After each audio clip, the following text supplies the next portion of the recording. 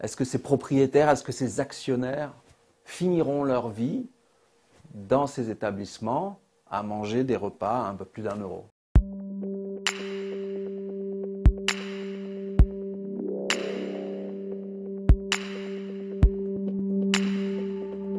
Dans les groupes commerciaux, il y a certains groupes dépensent un peu plus, mais la moyenne se situe entre 3,70 € et 4,20 €, 4,30 € par jour pour nourrir une personne âgée, dépendante et vulnérable.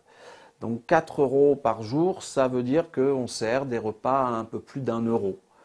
Donc je vous laisse imaginer la qualité des repas. Alors moi j'ai découvert le hoki.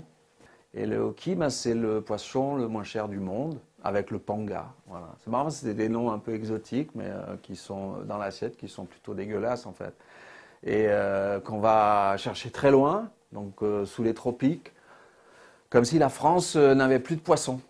Et si on va chercher ces poissons très loin, et s'ils sont pas chers du tout, c'est parce que c'est pas bon, le hoki.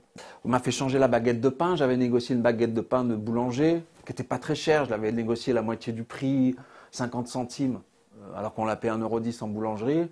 Eh ben, j'ai dû la changer pour une baguette industrielle, surgelée, dégueulasse, qui posait des problèmes la mie collée.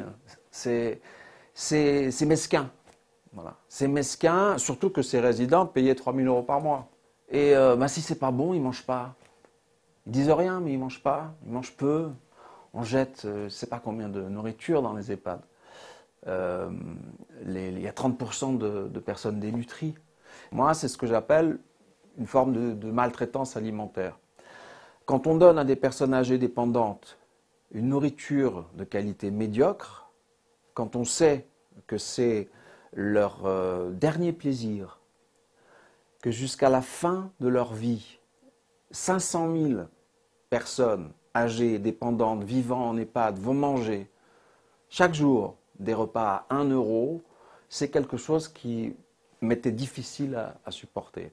Et ce sont des informations qui sont connues par les pouvoirs publics, bien sûr par la hiérarchie de ces groupes, et ce sont des budgets qui sont tenus au centime près, parce que l'alimentation est un des postes très important de la comptabilité de ces groupes avec les dépenses de personnel.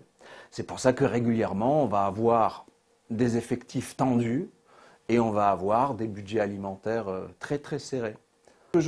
Moi, je pense qu'il y a un principe tout simple, mais vraiment, parce que c'est ne fais pas à autrui ce que tu ne voudrais pas qu'on te fasse.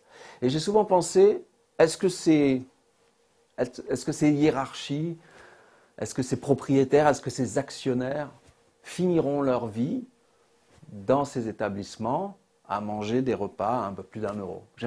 J'aimerais beaucoup savoir, puisque ce sont des établissements de qualité, s'ils finiront leur vie dans leurs établissements.